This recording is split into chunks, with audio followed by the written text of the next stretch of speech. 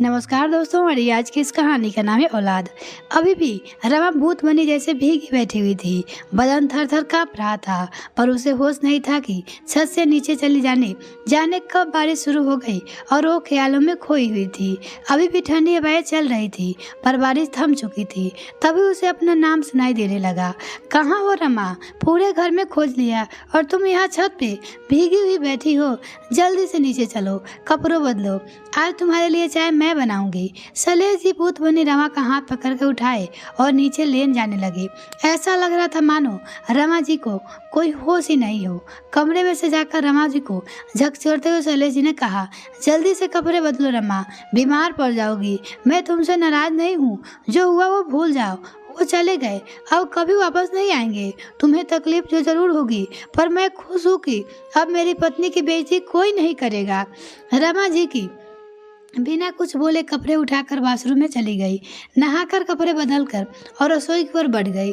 रसोई में सारा सामान बिखरा पड़ा था, जैसे कुछ देर पूर्व की सारी घटना तरोताजा कर रहा था। काश मेरी कोई औलाद ना होती। पहली बार एक माँ के मुंह से ऐसी बातें निकली थी। शैलेश जी भी रसोई में आ चुके थे। चाय चढ़ाकर रमा जी के साथ सामान सहेजने में लग गए। रमा, अच्छी तरह देख लो, कुणाल का कोई भी सामान तो नहीं रह गया ना, जो उसे उसके ससुराल से मिला है या जो कुछ उसने खरीदा हो। एक एक करके सामान उसके मुंह पर फेंकाऊंगा। बदतमीज कहीं का, जरा सा भी शर्म नहीं अपने माता पिता से बात करने का। जाहिल हो गया है ससुराल वालों की सह पाकर। बुदबुदाते हुए शैलेश जी अपने एकलौते, वो भी बड़ी मत हुई संतान को गाली दिए जा रहे थे। क्या कमी कर दी थी जो सब कुछ तो हमारे बाद उसका ही था। फिर अभी से ये क्या जिद करने लगा था? घर अपने और बहू के नाम करवाने पे तुला हुआ था। मैं तो ममता में अंधी होकर शायद कर भी देती, जो बहू की बात मेरे कानों में नहीं पड़ती। अच्छा होता हम बेऔलाद ही रहते, ये दुख तो झेलना नहीं पड़ता। शैलेश जी के कंधे पर सिर टिकाकर फूट फूट कर रमा जी रोने लगी।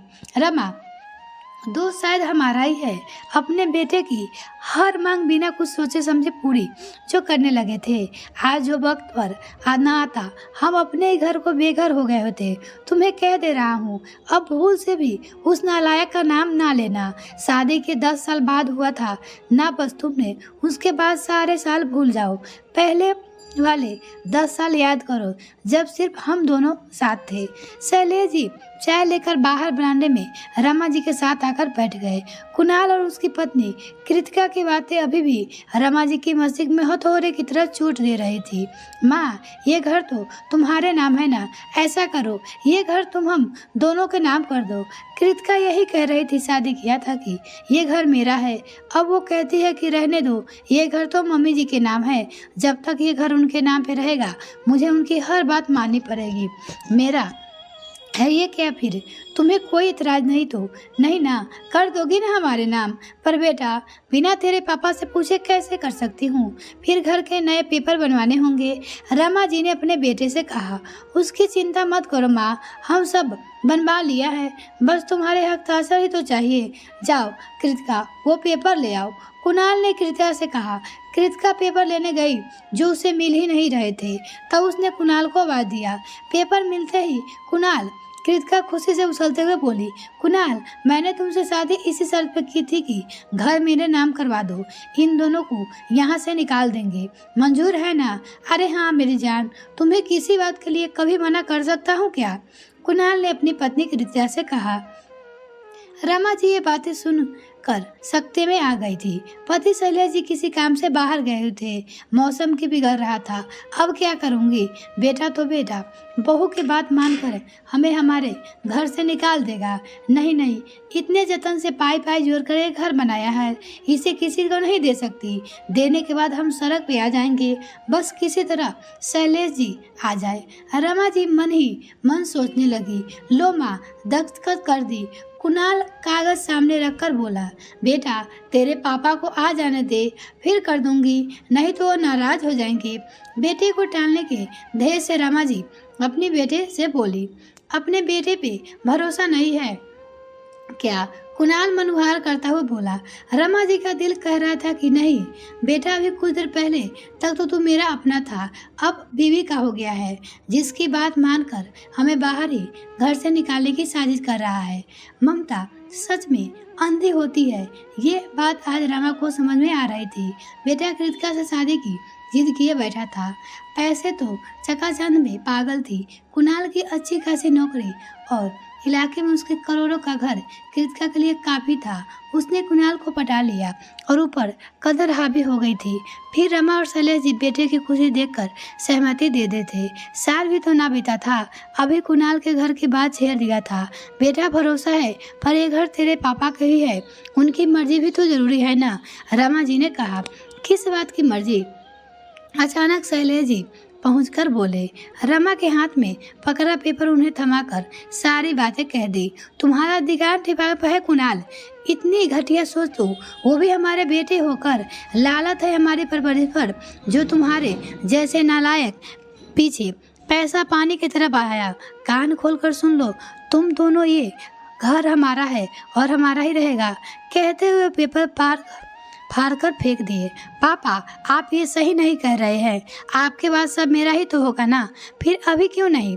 कुणाल तक तेवर में बोला अपने पापा से। वो इसलिए बेटा क्योंकि तेरी नीयत सही नहीं है। प्यार में इतना पागल हो गए हो कि अपने ही माता पिता को उनके घर से निकालने की सोच लिया। अब तुम दोनों ऐसा करो, अपना सामान बांधो और यहाँ से चलते बनो, हम सोच लेंगे, हमें बे औलाद ही है। शैलेश जी इतना कहते ही कृतिका चमकते हुए कमरे में जाकर सामान बांधने लगी।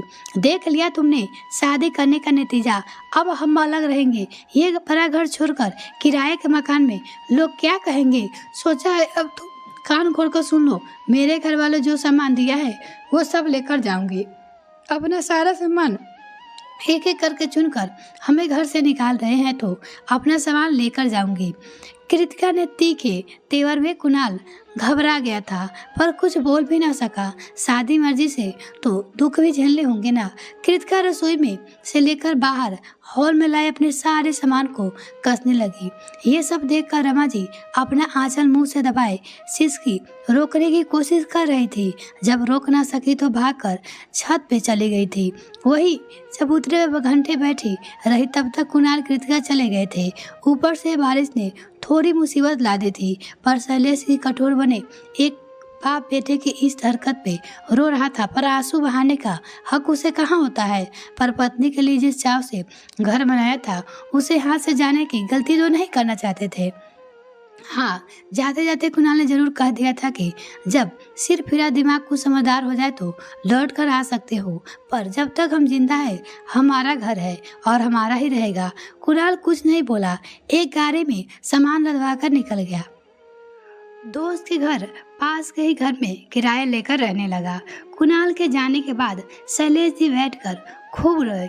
जिस बेटे के लिए ना जाने कितनी मन्नत मांगे, कितनी रातें जाकर गुजारी हो, वो आज उन्हें घर से निकालने का सोच रहा था। अचानक जोर से बिजली चमकी तो दोनों अपनी यादों से बाहर निकाल आए। एक दूसरे का हाथ पकड़कर बोले, कभी कभी जिंदगी बहुत कुछ सिखा देती है, पर इतना यकीन है वो हमारा बेटा है, एक दिन लौट कर जरूर आएगा, बस उस दिन का इंतजार करना होगा। और ना आए तो क्या हुआ, हम और ना एक दूसरे के लिए। शैलेश जी और रमा जी फिर से जिंदगी जीने की कोशिश करने में लग गए।